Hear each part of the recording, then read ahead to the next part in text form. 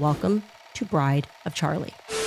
Candace Owens dropped a massive bombshell recently that shattered the internet. She is putting her best friend Charlie Kirk's wife, Erica, on blast with claims that she's a psychopath.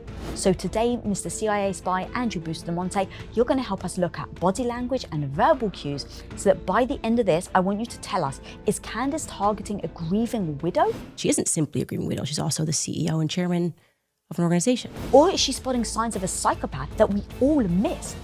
Play the clip. Where should we begin in this story? I think maybe with just a blanket statement. Something is not right with Erica Kirk. And despite a most aggressive influence campaign, the public remains unconvinced that she is simply a grieving widow, because she isn't simply a grieving widow. She's also the CEO and chairman of an organization. In fact, during our preparation for this series, an investigative journalist named Elizabeth Lane went viral on X because what she authored about Erica was brilliant. It just was objectively brilliant. I come from the world of acting and modeling. I have spent years around social climbers, opportunists, image curators, and people who treat relationships like ladders. That is why I left that world. Most of these people are shallow and harmless. A few are dangerous. Erica falls into the latter category not because she is just ambitious, but because of how calculated and performative her ambition appears to be. I believe she may be a psychopath. What stands out immediately— Stop right there. This is a humongous red flag. What camera is on me?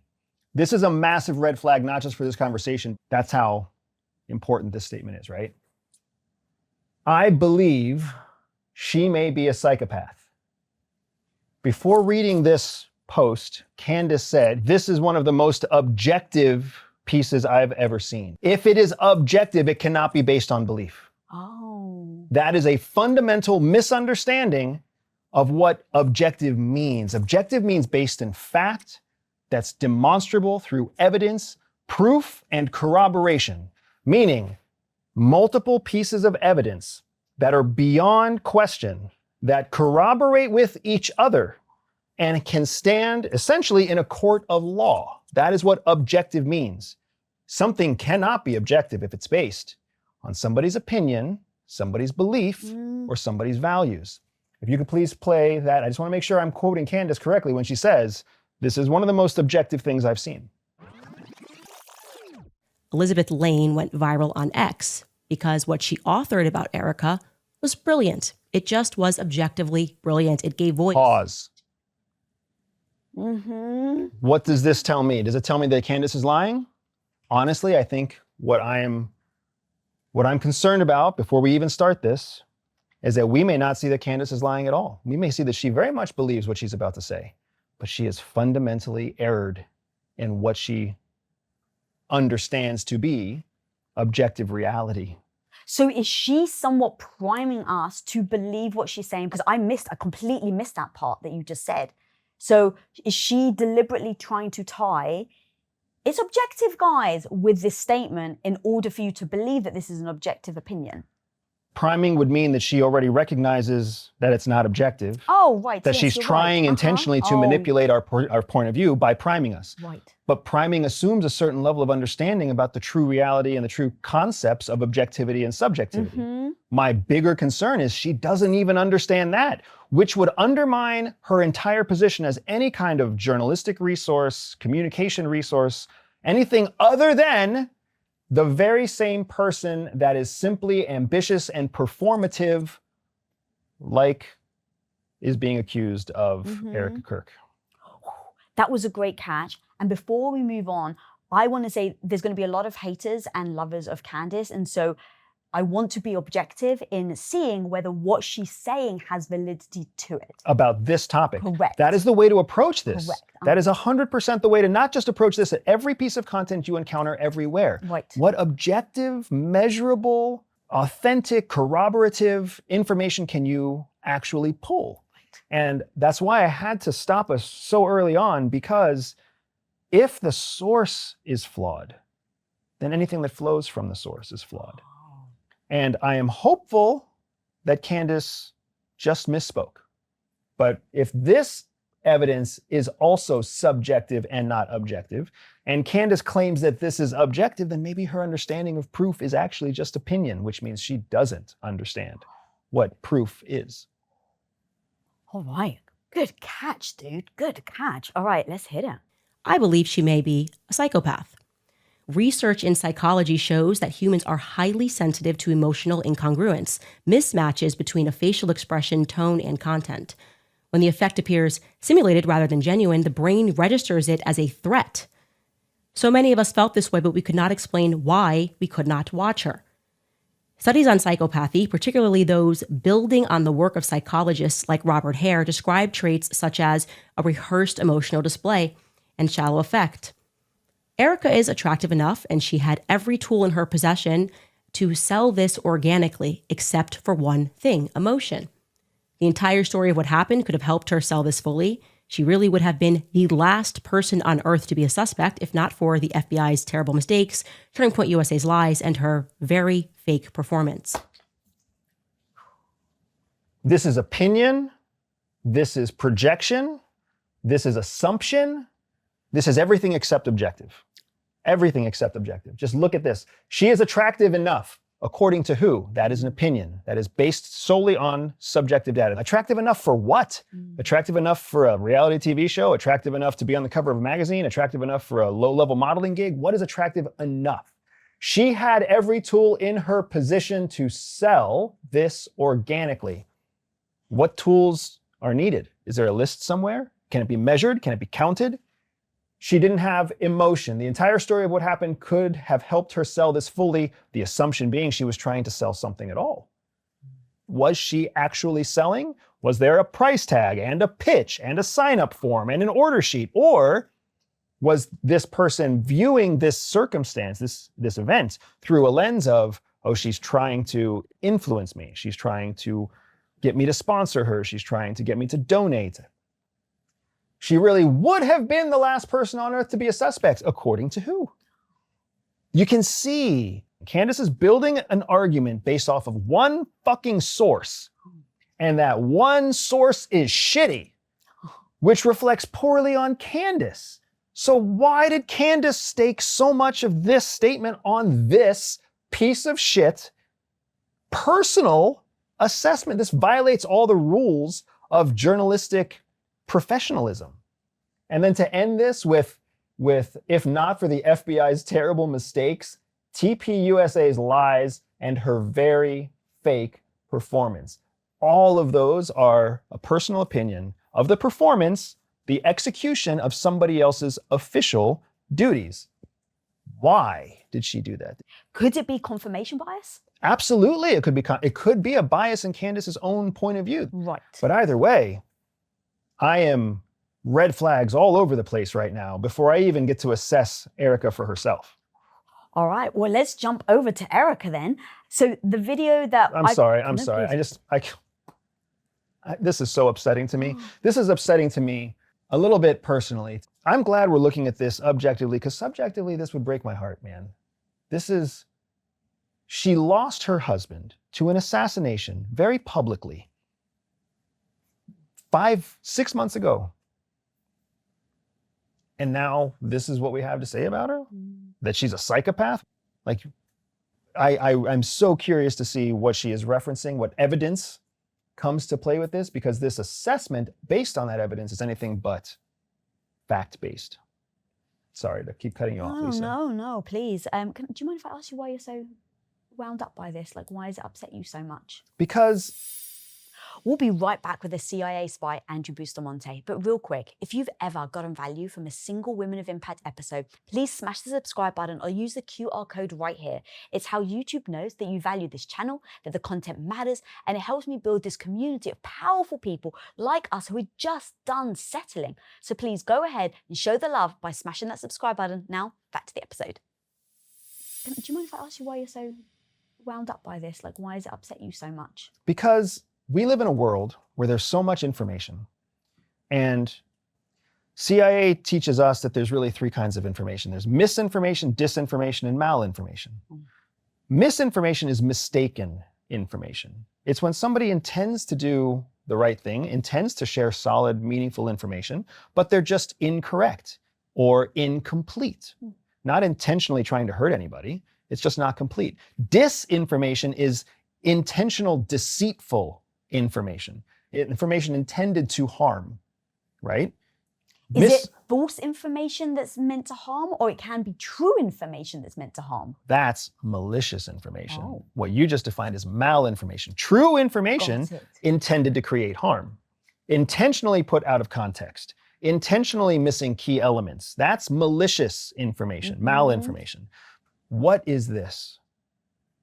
Is this Candace making a mistake to millions of viewers and dedicated followers who then will magnify and amplify this mistake by sharing it, taking it on, teaching it to their kids, sharing it with their spouses and loved ones? Or is this Candace maliciously slandering another woman, whether it's a widow or not, whether it's a female or not? And that's what upsets me so much, is in a world where good information is so hard to find anyway, to create something that is intentionally fake, intentionally false, intentionally slanted, intentionally slanderous. Why? Why would you do that? Let's be intellectually honest. Otherwise, you're no better than mainstream media. So right now, we don't know if she truly believes it and is accurate, if it's misinformation, if it's disinformation, or if it's malinformation. Yes, ma'am. Understood. Dude, that was so good. Thank you for breaking that down. And I'm even thinking about the different types is super important as we take these things on. Okay, now I want to then go to, is there any validity to what Candace is saying? Okay. So we've got a few different types of situations that Erica Kirk is in, because you've definitely taught me that the environment makes a difference. So we're going to start with a CBS interview that was done a few months back where Erica is at a town hall. Now remember, hold in the air, psychopath. So that's what we're going to be looking at. Are there any signs of psychopathy? Are there any signs of fabrication or lies or things like that? Okay. Play the clip. One of the most alarming things about Charlie's murder was the way that some people in this country reacted to it. Yeah. What do you say to people who justified his death? You're sick. He's a human being. You think he deserved that? Tell that to my 3-year-old daughter.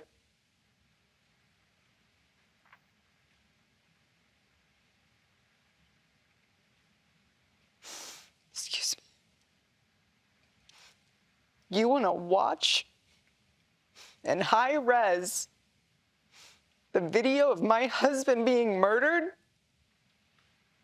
and laugh and say he deserves it? There's something very sick in your soul, and I pray that God saves you.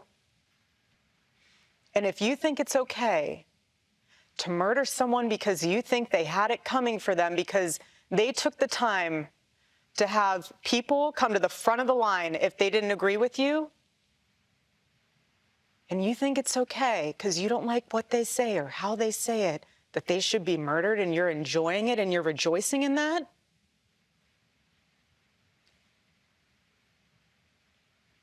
That is evil. Pause. My training is telling me that this is all real. This is exceptionally real. When you especially bake in not just the environment, meaning the temperature of the room and the lighting that she's in, but the proximity to this interview to when her husband was actually killed. The grief and grieving process takes years. She started this interview cool, almost cold, collected, right? The jewelry that she's wearing, I can't understand it yet.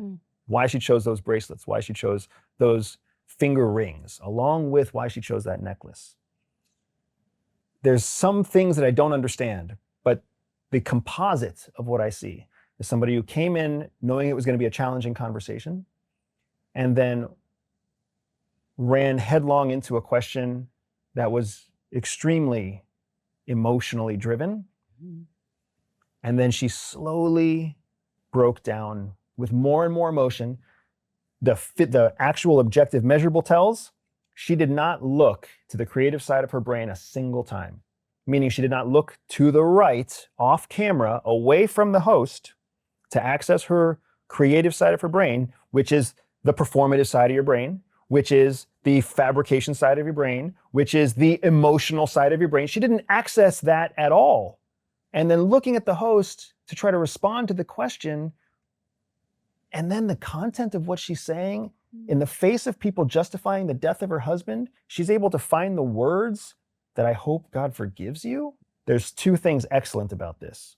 One is the question itself. One of the best ways to determine if somebody's being truthful is to ask something called an emotional question. You don't want to ask, what do you think about the game last night? You want to ask feelings-based question. Right. How did you feel when you first met your husband? How did you feel when you held your face? You're smiling. You can't even not respond. You can't react falsely, easily, fabricate your feelings when a feeling question is asked. The host asked a feeling question, and they got a feeling response.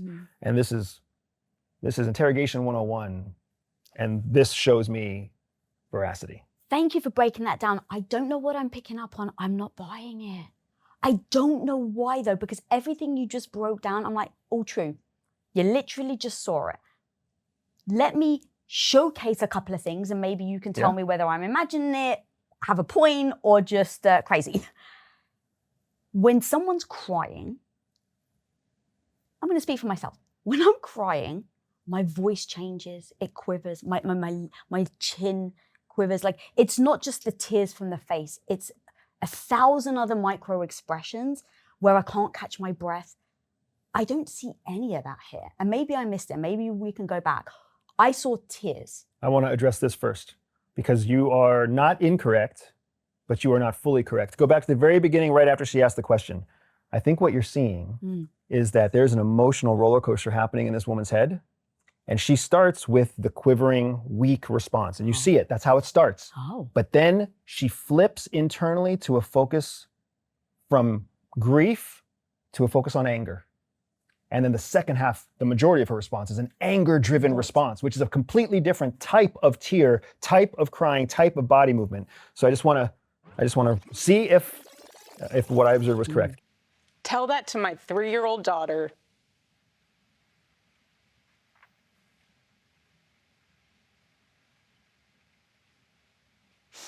Excuse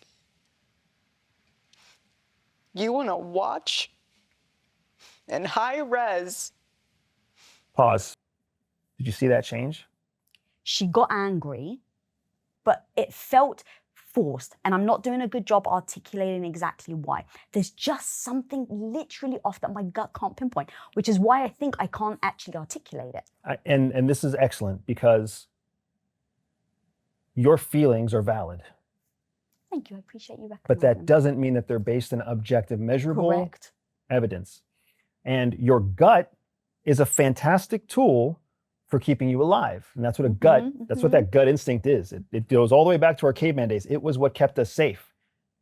But just because your gut feels something is off doesn't mean there's actually anything off at all. So when it comes to assessing measurables, observables, that's what we have to practice here. So let's stay objective on Erica Kirk. Can we play it on silent and then you kind of just take us through some of the body language? That'd be great. So the head movements are minimal and the facial movements are movements of someone trying to control their face, not someone exaggerating. You're right, actually. There, you're right, yes. And you can see the eye pattern is very, very stable and consistent from this sorrow, this protective space. I don't want to talk about this, but the reference of those eye points is very steady to the host, to a reference place based on what I think is her trying to make sense of this with her faith or trying to find the courage to keep going, and then referencing the chronology when she looks to the left again like that. It's an embarrassment that has her looking down. It's a shame, it's a fear, it's a vulnerability that has her looking down. The outlier element in all of this for me is honestly her choice of accessories, earrings, rings, fingernails. It perhaps, this is a speculation, but perhaps she finds some kind of comfort in all that. People do wild things when they're grieving. So I can't put much weight on the unknown of that as much as I can put weight on what we can observe there. If you've ever seen a professional on camera get emotional, that's essentially what it looks like. They don't start wailing in tears and falling on the ground. Like, they try to keep themselves comported, they minimize their movement, and they try to bear through this thing they have to say because they know they're on camera. All right, we've got a few more videos I'd love to show Please. you. Thank you for taking me through this. And then I just want to make sure that I do say this out loud. I couldn't think of anything more heartbreaking than losing your husband. And so my heart bleeds for the family. And so everything I'm saying isn't to try and be dismissive of Erica. It is truly trying to see signs of psychopathy, especially because we've covered, you know, the Diddy case and stuff like that. So I don't want people to perceive me as being against Erica as a human being, because I don't want this to seem any like heartless at all on the fact that she just bloody lost her husband and the kids lost a father. I wouldn't wish that on anybody. So I don't think for a second that you are biased against Erica. I do think that there is something worse than your spouse dying, and that is your spouse being killed on camera for the world to see, saved to social media, so that your children and your grandchildren and your great-grandchildren can all look up the day that Grandpa Charlie died. And they can all watch it, and they can all see it, and they can all research it, and it's inescapable for the rest of the Kirk legacy. Yes, correct. And how has that influenced the Kennedys and gone on to shape our culture? When a person is killed on camera in front of a large group of live attendees or a large group of viewing audience. I'm glad that you brought him up, because when you look at Jackie Kennedy, she was right next to him. I mean, she almost caught the bullet. Look at how she grieved compared to how Erica grieved. And again, I'm purely coming from my own perspective. But if my husband was the most horrific, like you just painted, I don't think I would even be able to get out of bed. I would be curious how Jackie Kennedy did react. At least from what you saw, obviously television was different back then, but you just saw her in black with a veil and... Yeah. All right, so we're going to move on to the same interview, and we've just got a separate clip that shows her addressing the conspiracies. Play the clip. I want to talk about discernment. Yes. Okay, being able to separate truth from lies, reality from unreality. Pause. Before we even start this question, I want to address Erica's body language in this town hall. If you'll rewind just a few seconds, look at her arms, hands, legs, body posture. This is what we would call a closed posture, a closed position. She feels threatened and vulnerable just by even being there. This is not receptive and open. This is not, I'm so excited for this conversation. No, you're right. This is not, I feel like I'm in a safe space where I can be open and vulnerable and transparent. This is, what do I have to do to get through the next 90 minutes? Throw your worst at me. I don't trust you. That's what this communicates, right? And that's how it's starting. Do you know if clinically a psychopath would actually feel that? This is what's so fascinating. Psychopaths, not only do they struggle with emotion, but they struggle with any kind of empathy. They can't connect to human beings. The fact that she's so closely mimicking the body posture of the hostess, who's also got closed off legs, right? This suggests to me that there is a shared sense of emotional connection between the two of them, even if it's perceived as competitive on the part of Erica. A psychopath would be completely comfortable here. That's what I was going to say, because they don't experience fear. And they would welcome competition. I'm going to dominate you anyway, so what you got, right? She's dressed fully in black. A psychopath would be there, maybe looking beautiful, maybe looking comfortable, but they would certainly be there with their legs firmly planted and their hands open and good eye contact and none of this kind of defensive, pursing, artificial confidence. And that's an important place to start before the question even gets asked. Amazing, yeah. Reality from unreality. A 22-year-old man named Tyler Robinson has been arrested and charged with the murder of your husband. And yet there are a huge number of conspiracy theories, you might call them brain rot, that are spreading right now online about the actual story behind the reality. Pause it for a second. As she was saying that, she looked down for a long time. What does that normally typically show that someone's feeling? She's doing everything she can to kind of gather her energy through this. I mean, she dropped her head at the idea of conspiracy. She was like, oh, conspiracy theories, you can call it brain rot, whatever else. And she's like, I have to address this. I have to address this. I have to address this. Keep yourself comported. Keep yourself together. You'll get through this. Like it's a mantra. I got to do this. I'm already here, right? Now, I see this as a gathering of strength and focused resources. If it was a psychopath, they would have eye contact and be like, you want to talk about conspiracies? Yeah. I agree it's brain rot, right? There's a level of confidence, disassociation. This is not a woman disassociated with her feelings right now. This is a woman potentially very deep in her feelings and trying to swim through it all. And without a doubt, putting on a courageous face, putting on a brave, comported face. But the effort here is going into the appearance. It's not going into a performance. All right, hit it. Some people say you were actually a Mossad agent sitting in front of me, and you were Charlie's handler, and Israel killed Charlie.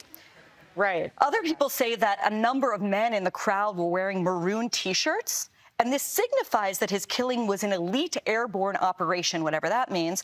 They say that the rings on your fingers, which are my kids' initials, your kids' initials, my wedding band, the Medal of Freedom, my engagement ring. But apparently they symbolize some kind of secret plot. There's also a new theory that Egyptian aircraft have been tracking you. What is going on? Why are there so many conspiracies spreading about what seems to be a pretty open and shut case? This is the first time that we have seen evil on display where we have social media at our fingertips. Something so evil that happened, people... Pause. There's a baseline that we're starting to see here. And that is, she is leaning into irrational arguments that are faith-based. We've heard this reference to evil multiple times. She now has associated social media with being evil. But she could just be reacting, finding her direction, finding her pulse, finding her confidence, finding her voice by investing so heavily in her faith. That is one intense baseline point that we need to observe here. That's verbal communication. Her nonverbal communication is very consistent with this question and the last question in terms of the direct, confident approach, responding to what was being said.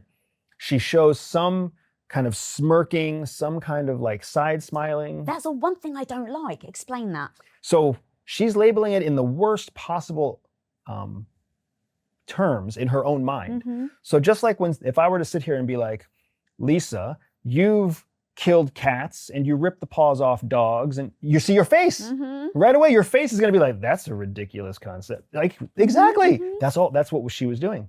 Like, she's hearing this list of accusations that are completely ridiculous to her. Maybe not ridiculous to conspiracy theorists, but ridiculous to her.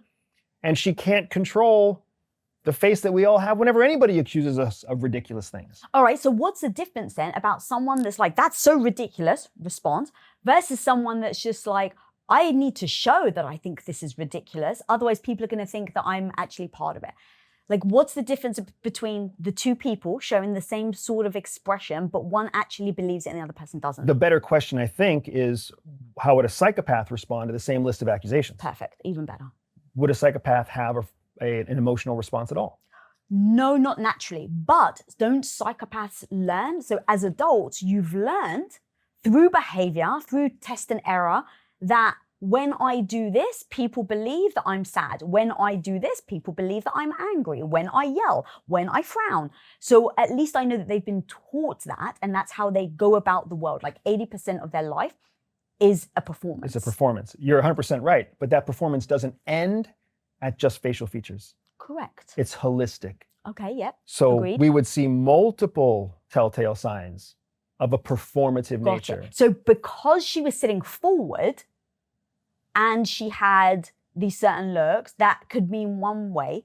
But you explained if it was a psychopath, they would sit with their legs like this, they would lean back, and they were like, I'll answer your questions. Strong eye contact. So you make a list of accusations, and of course, I'm trained to act like a social Right. person, so I'd be like, oh, come on. Got What? it. So it's those two combined versus these two combined. It's really, you've got to look at the holistic nature Mhm. of psychopathy. For somebody to be actually psychologically, pathologically flawed, it's holistic. It's not closed body language and conserved energy, except for this one question when I'm able to direct one form of my body. It's everything. Because to us, a psychopath only exists in their head, but to them, it is their whole person. So you have to look at the whole person. Mhm. At CIA, we follow these rules that are called razors. And the very first razor that we're taught is called Occam's razor. And Occam's razor is that the simplest explanation is most often the correct explanation. So the simplest explanation is one that we have covered a few times with this interview. That trail of evidence tells us that the simplest solution is that she is a genuine person acting in a genuine neurotypical way, which is not a psychopath. And so you think part of my assessment is because Candace waved the flag? I think there's a possibility. This is what goes back to your point about, did Candace intentionally prime us? Right. I don't know if she intentionally primed you. If it was intentional, it's malicious information. If it wasn't intentional, you may have still been primed accidentally, misinformation. But one way or the other, the whole purpose of us reviewing this has been primed. Yes. You even said before turning me into this clip, you primed me. Keep this in mind, Andy. Oh, you're right. Oh, God, I did do that. That's not you being malicious. No, you're right. It's not. But that is a mistaken presentation of information. Ooh. Yes. It's- Thank you. You're right. We all do this to each other all the time. All the time. And that's where me and you really do come together, is what's the manipulative tactic that gets a lot of us caught up or trapped, and what's the thing that maybe we're misreading. So thank you. Based off the evidence I've seen so far, and I'm hoping that that will change, that by the end of this, I'm like, oh, no, she's inconsistent. She's performative. She's something. I'm hoping that somewhere along the way, Candace's promise of objective proof is provided here. And you're hoping that so that it's not malice. Correct. So I didn't know who Erica Kirk was. I couldn't think of a more horrifying thing than your husband being murdered in public, on camera for the world to see. The most heartbreaking of heartbreaking. I don't know if I could ever truly recover if that happened to me. And then the Epstein files came out, and it's made me doubt everybody, Andrew, everybody. So now I go, anytime someone waves a flag, I'd rather go, is there truth to that? Is there truth to that? Than to just brush it off and then have another Epstein around for another 10, 20 years. So I think that's why it's important to go through these things, because with the Epstein files, it truly has shaken my core to believing what another human is capable of. And maybe you've spent the world in the CIA as a CIA spy, you've seen that horror. I haven't. And so this makes me pay attention. So thank you for going through this. I've got another clip now to show you. To your point, one clip's never going to be just the be-all, end-all. Candace is obviously attacking her, so this is her reply to what she thinks about Candace. The podcaster Candace Owens, okay?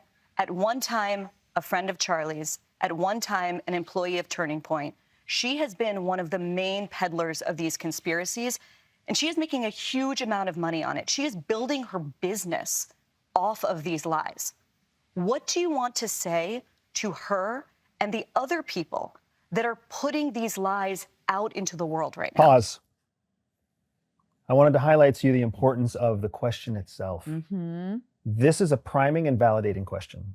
This is a question that you use when you want to trigger an unfiltered emotional response in your target. Oh.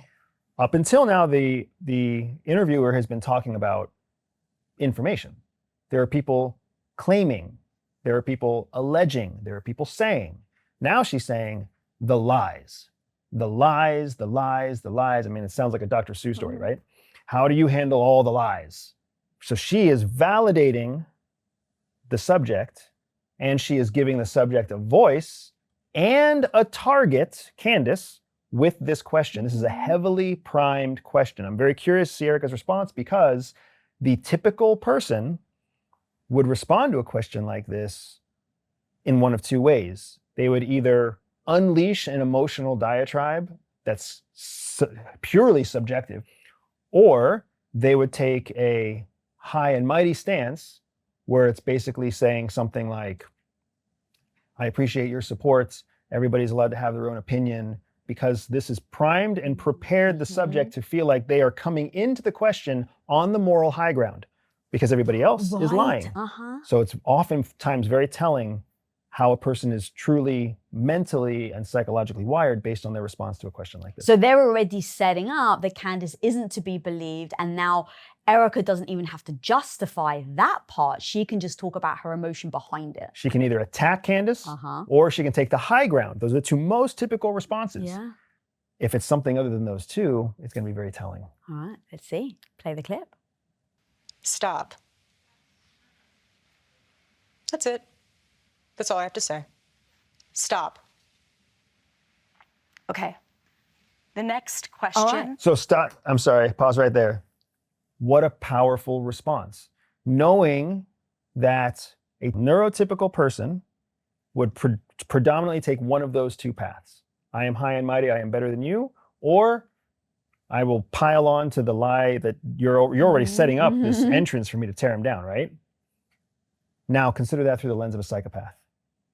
A psychopath would be validated more than a typical person. You're right. A psychopath would have been like, I've just been given the keys of the kingdom. You know, you want to know what I have to say about this? Let's turn the tables on her. And let's talk about all the money she's making. And let's talk about all the lack of integrity that she has. And you know what? Let me tell you about her experience when she worked for us at Turning Point. Let's just tear it down and tear it down. That's how a psychopath would respond, because all the pressure and responsibility has been taken off of them. But she didn't do that. To be honest, I thought this response was very classy. Very classy, very measured, very neurotypical, right? Outside of the two most probable responses, which just could show media training, just could show a certain pragmatism. Maybe that was just the honest thought that came to her head was just stop, please. We don't know what's going on in her head. But you can see this absolute consistency in body posture, body position. We've been through 3 questions now. But the beginning to end of this baseline is very consistent for this specific event. Okay, so this next clip is actually one that's got a lot of controversy behind it. So this is her talking about the shooter at Charlie Kirk's funeral. And this has been clipped to death, of where people are saying this is where she shows that she is a true psychopath. So just painting that picture, I'm priming you on how to see this. Can I ask a few clarifying questions? Do we know how many people were at that funeral? Yeah, I would like to know how big was the funeral, and I would like to know how long after the assassination was the funeral, and I would like to know who else was on that stage speaking at the funeral. All of these are the atmospherics that paint the picture of what we're actually about to see from the person. Oh, that's great questions. September 21st. So what was September? 11 days after the assassination. Got it. So this was September 21st, 11 days after the assassination. 90,000 attendees. And it was streamed though as well. So that was just the people there. Okay. There was an overflow of 20,000 in a local arena at Block North. I believe Trump was there. Like it was a big. Yeah, I have a short list here. Tucker Carlson, Stephen Miller, Marco Rubio, Pete Hegseth, RFK Jr., J.D. Vance, Donald Trump, Elon Musk. That is a hell of a list of people to be there. So we cannot look at her comments, whatever her comments are about to be, without considering the context and the atmospherics of the environment, what we call atmospherics of the environment.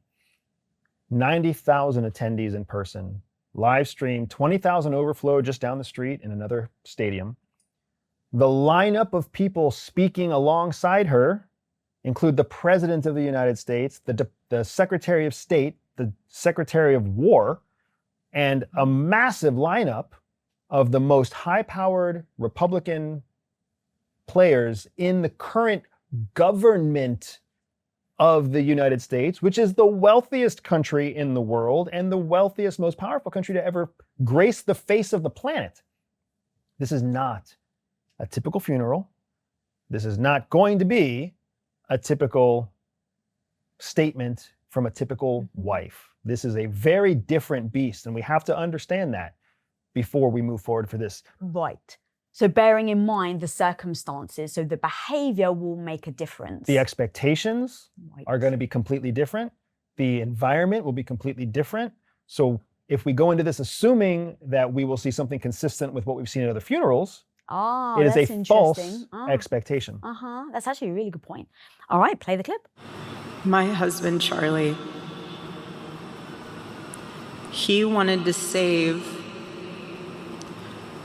young men, just like the one who took his life.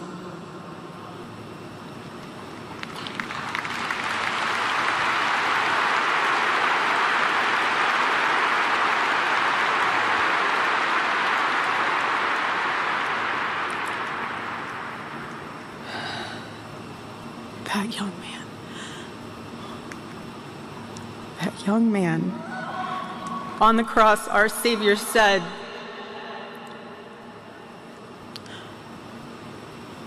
"Father, forgive them, for they not know what they do." That man, that young man, I forgive him.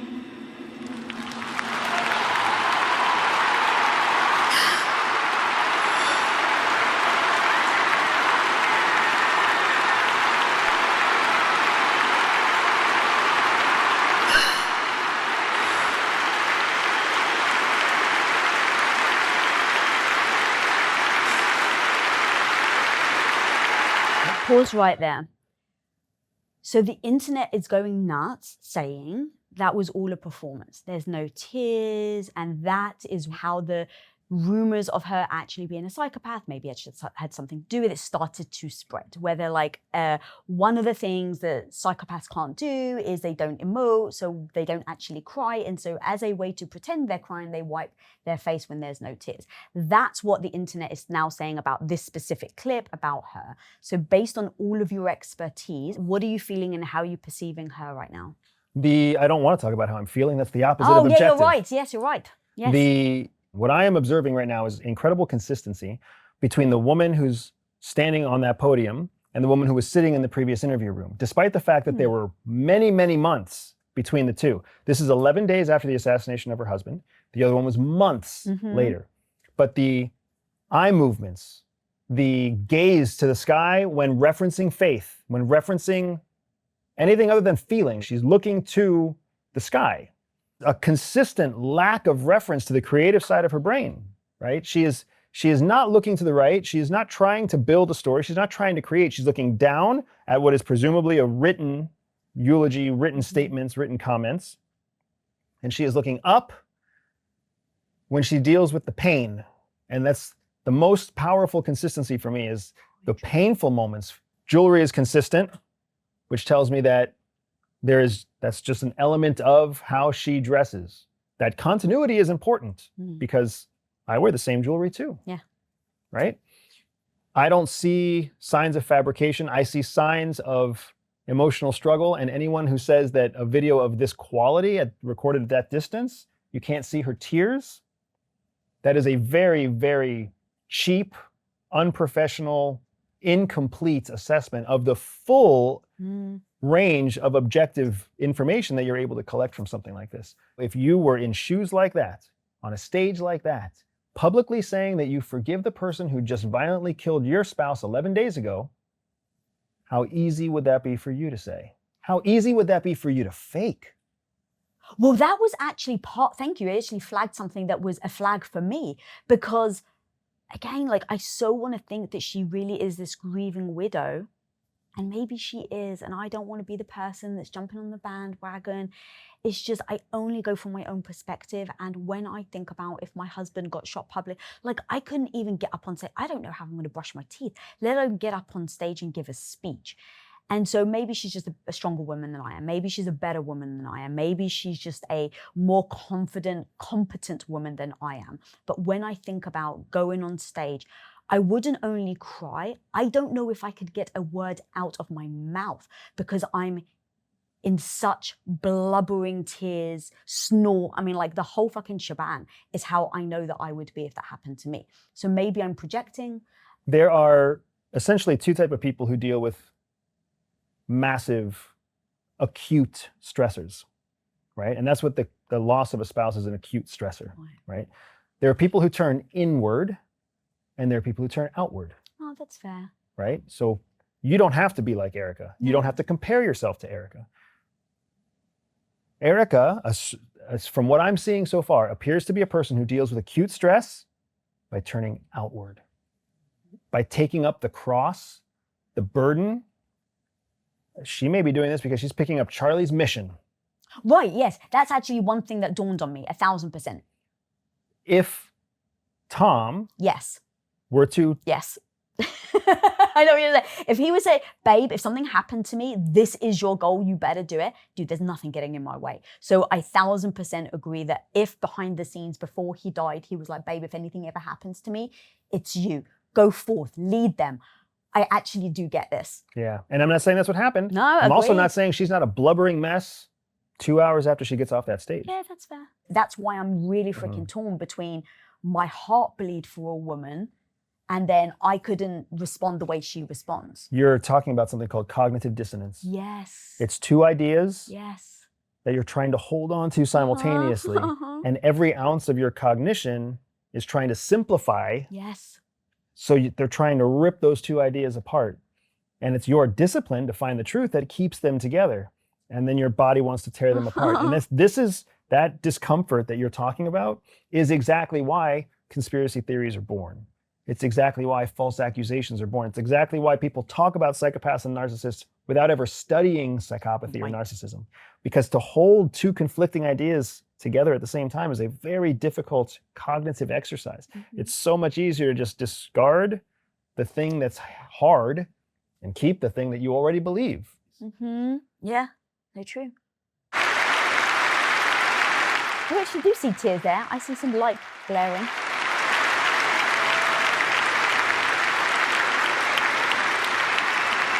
I forgive him because it was what Christ did and is what Charlie would do.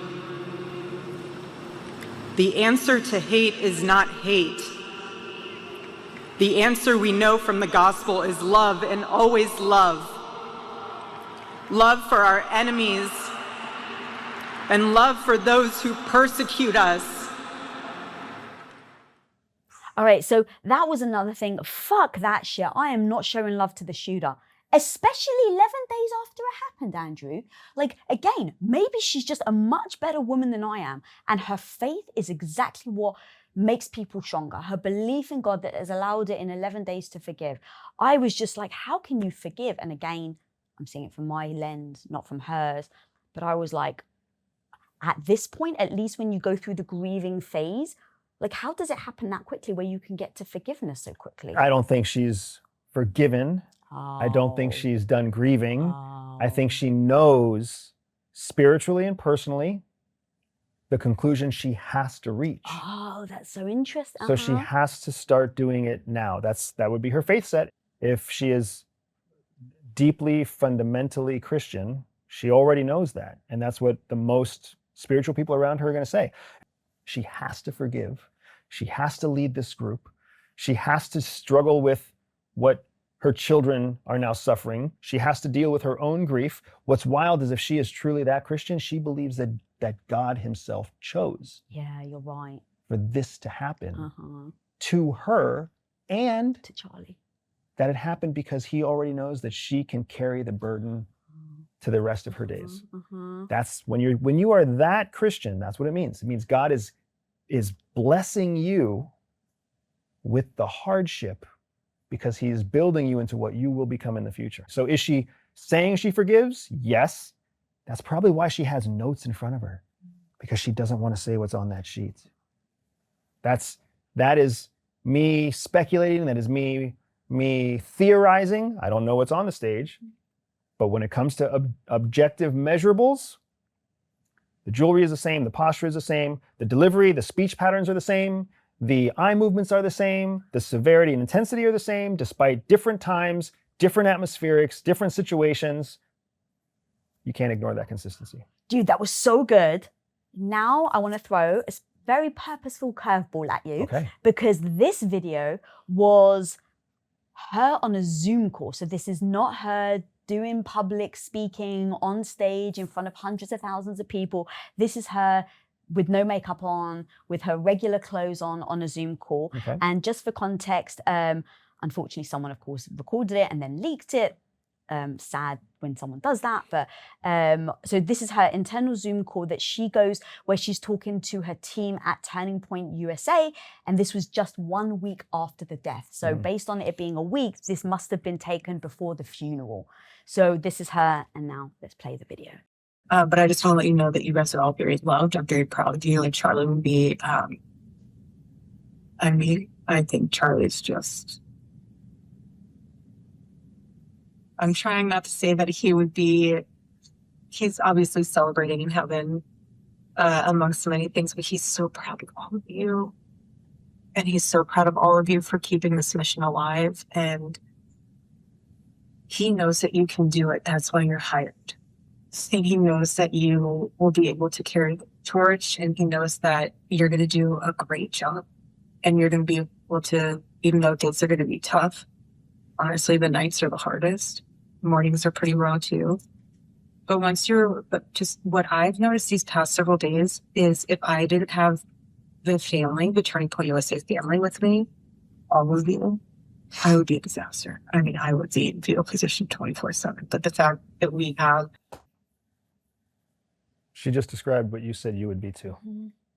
And she justified why she is not that way, at least in this moment, to this audience that she's talking to. She is saying, she is expressing her gratitude on this call to a group of people that she believes, according to what she's saying at least, is fundamental to her current strength.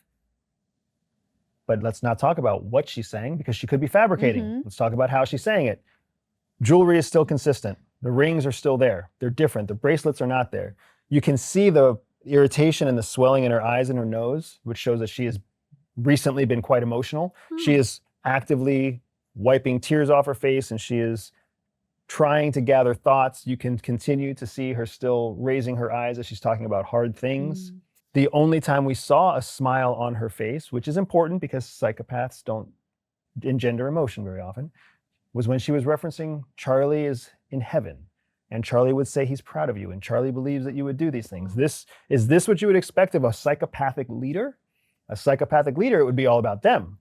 A psychopathic leader would be like, get to work. There's headwinds ahead of us. This is going to be hard. You have to do you're more important now than ever. It wouldn't be about Charlie's proud of you. I'm grateful to you. That's not how psychopaths talk, right? And that's especially not how they talk when they are in a safe, raw space that they're not being observed. You're right. Sorry to interrupt. I just thought about when you broke down the Diddy video, his apology video, where it was like he's talking about Cassie, but actually it's all about him and how this is impacting him. Yes. So in that case, which you did say he was a psychopath, we're not seeing any of that here because it's not about her. Correct. And the congruency between her smiling and what she's saying about Charlie up in heaven. And a psychopath wouldn't be able to naturally match those two things together. A psychopath wouldn't even talk about Charlie in heaven. A psychopath wouldn't talk about Charlie. It'd be all about them. I'm here to lead you now. Yeah. I'm taking up the torch. I didn't ask for this, but I have to do this for my man, for the mission. Like it's on me now. I feel like Christ himself carrying the burden. That is nothing like what we're hearing from Erica Kirk. You're so right. All right, keep playing. And the mission has gotten deeper and the mission will grow deeper. But like, I just want all of you to know, we will be wise stewards. We will be vigilant. We will be humble. And I just want you to know that, again, I'm with you. I'm here. I'm not going anywhere. And we're going to make sure that we honor my husband so well, that this whole world knows what his vision was and will be. And it's just, I feel so blessed and honored. That was hard to watch, that I feel blessed. Again, I so want to believe her But when you say I feel so blessed, again, and maybe I'm just because I'm not religious, and maybe everybody religious at home right now is like, yes, I would feel the same because of my belief in God. It's just I'm so detached from that idea that was one of the things that struck me. Like there were moments that felt very genuine. There were moments where she, like that right at the end where she kind of paused and she smiled. Like it actually felt very heartfelt. And then she said, I feel blessed. That's where it's just, again, a complete disconnect. Those words would never enter my mind ever about the fact that someone assassinated my husband. I mean, this is again going back to me compared to how someone else would respond, and no one's going to respond like you. And understanding that we never know the full story of what's happening behind someone's eyes. She just got done talking about, we will carry on this mission. We will remain humble. Yeah, you're right. We will remain focused. Yeah. We will make Charlie proud, which is when the smiles came up. Yes. Right? And then she said, I feel something, I forget what it was, and I feel blessed. Yeah. And just like we can't invalidate each other's feelings, we can't invalidate her feelings without understanding and knowing them from her side. Yeah, that's so true. And the fact that she was like, we will be humble, just all the work that I've done on psychopathy and things like that, that isn't how a psychopath would talk. And then even just thinking, because maybe someone at home's like, yes, but she's so well trained. It's like, well, we've gone over how many times or how much training she would have to go into in order to deliver something where everything is matches.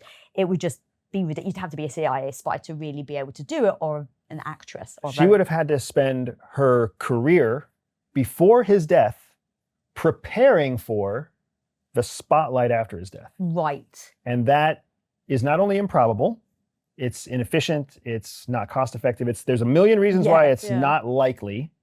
Possible, very, very unlikely. And then when it comes to the risk assessment, because when you look at an intelligence operation or an influence operation, you always have to consider the risk of blowback, the risk of being caught, the risk of being exposed, the risk of making a mistake. That one mistake, one error, one compounding inconsistency will bring the whole thing toppling down. What is Occam's razor?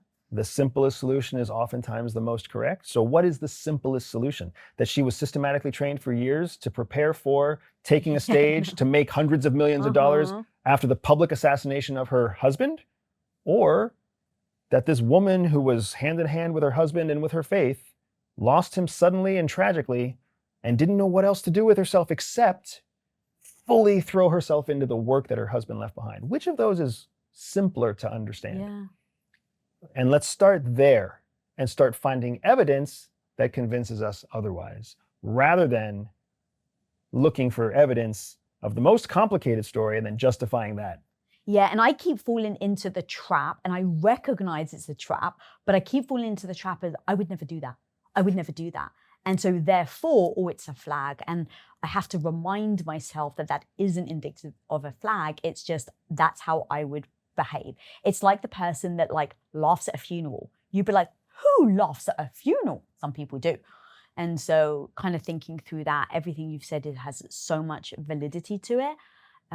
Oftentimes it's CIA, when you're trained to recruit human assets, and what CIA does isn't, we're not Boy Scouts or Girl Scouts for that matter. We go out and we find people who are in important positions, who have been trusted, who have spent their whole life building trust and relationships. Like, we don't go out and meet dumbasses. We go out and meet the most powerful leaders in business, terrorist cells, government, militaries, whatever. And then we have to woo them from being patriots to turn them into traitors against their own kind. I would never do that. We're actually trained to tell ourselves, anytime we think we would never do something, change the question. Change the question to, what would it take for me to do that? And when you change the question, when you make it a question at all, you take it from a statement, I would never do that, and you make it into, what would have to happen for me to do that? You immediately build a closer pathway to getting into the head of your target.